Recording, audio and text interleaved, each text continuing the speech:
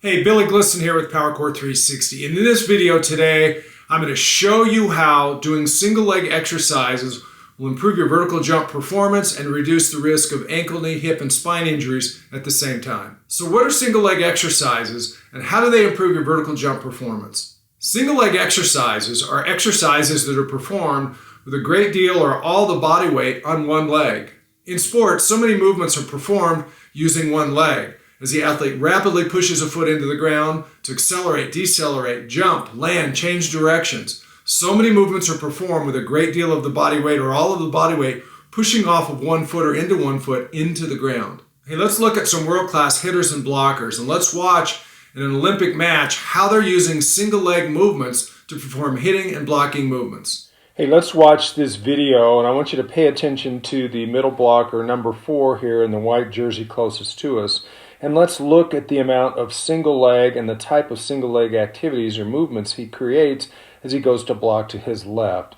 As he's standing in his ready position, as the ball's starting to come to the setter, he's sitting there and he's watching. And as soon as he starts to see the back set over to the outside, watch what happens with his right foot. His right foot strikes into the ground on the right side of his body, right? And he's on one leg. He's on his right foot. The left foot is not on the ground yet. As he starts to move to his left, he's got to get there fast. Now look at his left foot. Now his left foot comes down. So we're going single leg right foot, single leg left foot, and let's watch him continue to get over to the block. Here's another single leg activity. It's only until he gets his last step down does he have 2 feet together, jumping and stopping and accelerating and going up to get to the block, right? Now watch even, and this is really dynamic, what he does in the air. He's moving sideways, he's jumping vertically, his body's rotating, pretty athletic. And now watch when he lands and watch what happens. Single leg landing, as much as we'd like to train athletes to come down on 2 feet, in this situation he's coming down on 1. But watch what he does when he lands. Ankle, knees, and hips of his left foot, his support leg, they actually bend to help prevent injury and help absorb. Look at the right leg, way up in the air, counterbalancing the body weight, right? These are this is a blocking motion, single leg activity, and let's watch it again. Right leg, left leg, we're looking at the middle blocker, right leg, right leg, now both feet come together. 3 of the 4 movements, 3 of the 4 steps are on single legs, and as he lands, comes down on one leg, right? It's important that we are training one-legged activities in a way that carries over into, in this case, blocking.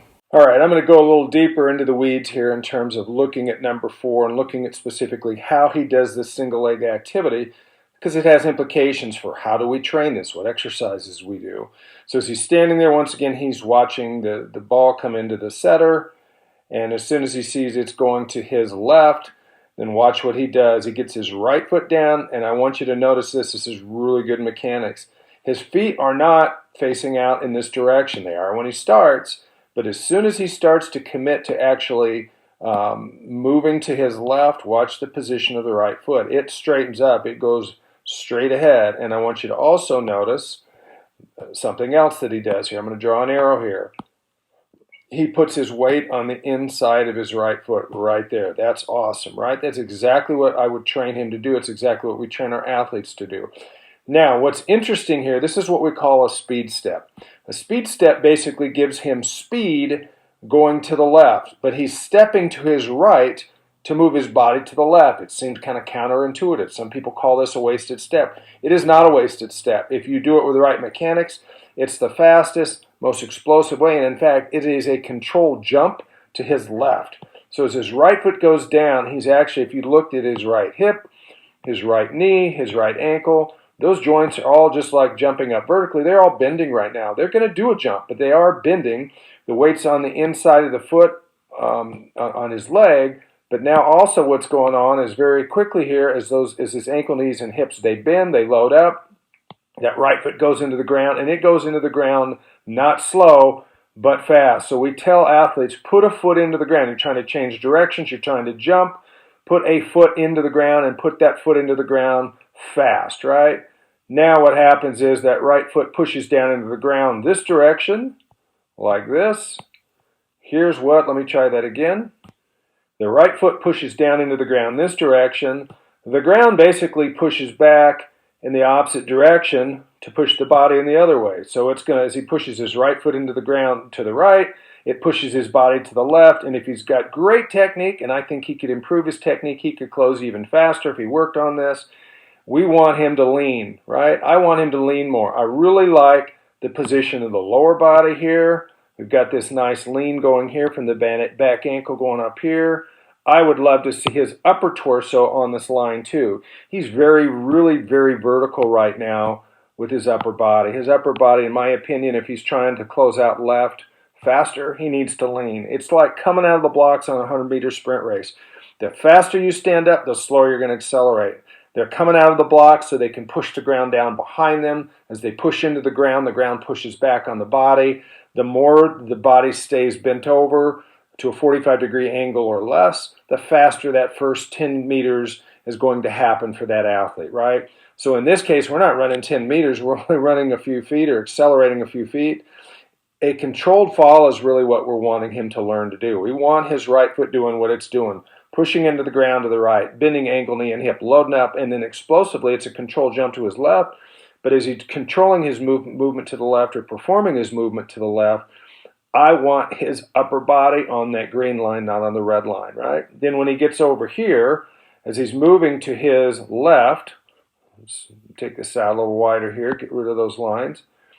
Now as he's coming in over here, now at some point, yes, as he goes into the air, he's going to go vertical, right, with his upper body. But if you notice here, he's even still bent here a little bit, okay? And it's probably not until he starts to land that he gets more vertical. In fact, his body position reverses. We're kind of going this direction, right? Single-legged activities are different from double-leg activities. We've got to use the ground differently. There are different muscles that are being involved, especially here in blocking as we're moving laterally. We've got to be able to use the ground. We've got to be able to load into our legs. The big jumping muscles, the calves, the quads, the hamstrings, and glutes are working, but not the same muscle fibers are working in the same direction that they are moving forwards and back. That's really important. We've got to find exercises that simulate and train the right muscles, the big jumping muscles, and also the small stabilizing muscles around the joints, the spine, the hips, and pelvis, so we can control and coordinate this fast, explosive jump and movement to the left. All right, let's look at blocking and footwork, and let's now look at number 16 here in the middle, and let's look at her footwork. We've looked at the guys' side of it, and you might think, well, it's just guys, they do it differently from what the females, the girls do. Nope, not here. Watch this, right? She's watching the set. As soon as she sees that it's going to the outside, where's she going? Man, she has got to get to her left to block quickly, so look at her footwork, right? What's happening here? Right foot's doing a speed step to the right. Same thing the guys did, right? So let's blow this up a little bit. She's stepping to the right, leaning to her left. As she gets this right foot into the ground, the foot's turned forward once again, just like the guys was. So we've got the foot going like this. We've got the weight on the inside of the foot here, and we got the ankle, the hip, the knee, and the ankle all bending, all loading. The big muscles are going to load up. They're going to stretch. And then the faster we get that foot into the ground and we're leaning to the left, it's a controlled jump, right? Controlled movement of her body, moving to her left with that speed step, getting that right foot into the ground quickly and forcibly, right? And then the same thing happens. Let's clear those lines off the screen. Then the next thing that happens is we go single leg with the right foot. Boom, look at the left foot. She's really good. This is great footwork here, right? Because what happens in this single leg activity here is the left foot starts to come down right there as she's contacting the ground. Let's look at the body position, right? The body position, she's leaning forward. Let's do that in green so it looks more like it's a good thing. So basically what happens is she's leaning forward. It's acceleration. Acceleration rule number 101 is you got to bend, you got to lean from that back ankle, that foot going into the ground. So as she pushes into the ground, she gets into this position where she's driving her left foot into the ground, and she's leaning her body to the left. So we got right foot single leg activity, left foot single leg activity. Let's take this over. Third step, right foot, single leg. Fourth step, actually she never even gets off of 2, right? So she's taking 3 steps, all single leg activities getting over to the block. And then look at this. This is interesting, right? I mean, look at this coordination, this dance, right?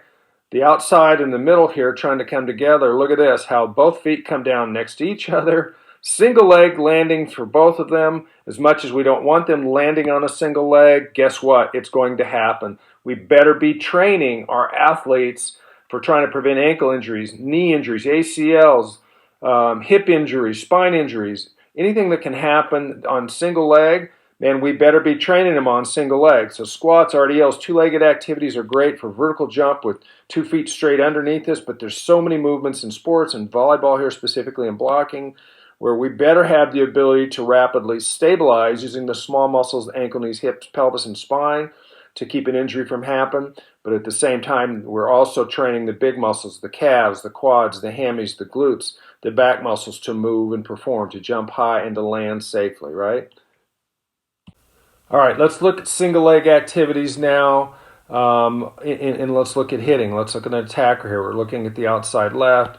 As she's moving out and getting prepared to start her approach, first foot into the ground is her left foot, single leg activity. Now we start her 4-step approach. Right foot single leg into the ground, left foot single leg, right foot single leg, and then finally at the end, and I would almost suggest to you it's still almost a single-legged activity because she's going off her right, puts her left foot down in front of her to stop her final movement forward into the net so she can go vertical. You can call it a two-legged activity, but there's still a lot of single-leg activity in here. Any way you slice it or dice it, this is all we're working on. Vertical jump, we're working on trying to create forward speed, which would be part of sprinting and vertical jump. Most of the things we do with athletes, yes, we do some two-legged activities, we do some squats, we do some RDLs, but that is not the majority of our program. The majority of our program is true to sports and true to volleyball here for a blocker, for a hitter in this case, where we're on single legs and we've got to be able to move and coordinate the movements of the approach, coordinate the movement of the jump, the hit, right, and even the landing on 1 foot or 2 feet. Once again, we want them to land on 2 feet to reduce injury risk, but we better be training them to land on 1 foot because it is going to happen, right?